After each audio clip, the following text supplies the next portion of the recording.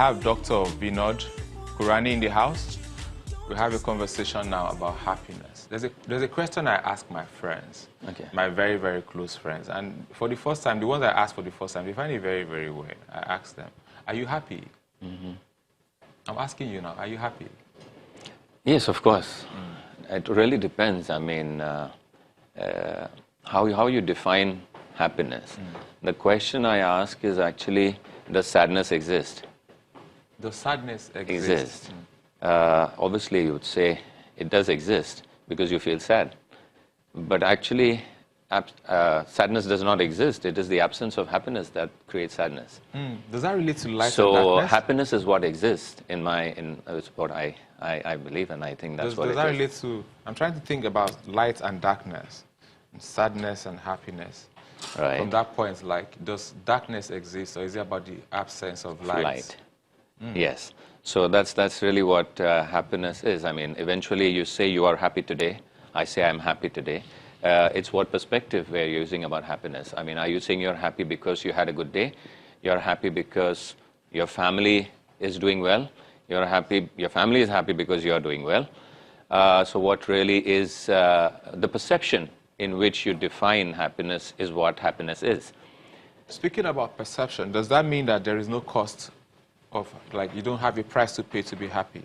It doesn't have anything to do with whether you have an income, or you lost your wife or your husband, or someone broke your heart. Is there a cost? When you say there's a cost, you're obviously talking of emotional cost. Yes, of course, there is an emotional bargain to being happy. So, but first of all, where does it come from? You can't give me happiness, I can't give you happiness. I can make you feel happy, but I can't give it to you. It's a choice you make whether you want to be happy or not, even if I try my best to make you feel happy. So eventually happiness is really from within. It's you. You decide whether you want to be happy or not. So yes, as you said, if somebody loses a loved one, or if somebody is being told something negative which makes them sad, it is for them to decide whether they want to be sad or they would choose to become happy. So changing your perception. Is it not easier said than done when we say you need to decide to be happy? Like, if someone has just lost someone, can you, like, really expect that person to decide to be happy in that moment? No, you can't. I mean, you won't say that you're telling somebody to be happy or decide to be happy, but yes, no. Yes, they can decide to be happy. Happy in what sense? Happy in the way you react. Are you happy that the person who has been lost, I mean, who you lost, have they gone in the right way? They didn't have an unnatural loss. It wasn't an unnatural loss, but it was a natural loss. And you're happy they went the way they went. Yes, you are sad because you lost somebody. You lost a loved one. You're going to shed tears. You're going to mourn. You're going to live in that period for some time. But coming out of that mourning and coming out of that sadness, it's a personal decision that one makes. Because if I'm sure you've seen that within the people that you know and the surroundings, that some people take longer to come out of a particular shock, and some handle it well. It is really a choice that the individual has made and how they manage to handle that. You are part of this engineering happiness tour, and I understand this already happened in Namibia with the president himself in attendance. Yes. Engineering happiness basically it's a phenomenon that is being driven by a gentleman called Mr. Bhardwaj, Arun Bhardwaj. He's the one who's going to be hosting this on the 24th of this month at the Maison Center from 5 p.m. onwards. Now, what it is about is basically a phenomenon, again. As they say, happiness comes from within. So talking to people like CEOs, entrepreneurs, business owners, decision makers, the idea of talking to them about this subject is that in an organization, happiness has to first come from within. So when you have worked on your people in your organization, they understand how to be happy, right, and when to be happy, then the organization prospers. So the engineering of the happiness within allows the organization to pay their salary for 6 months? Well, that's personal in terms of every organization would have a different answer to that. My answer to that would be why shouldn't they be paid?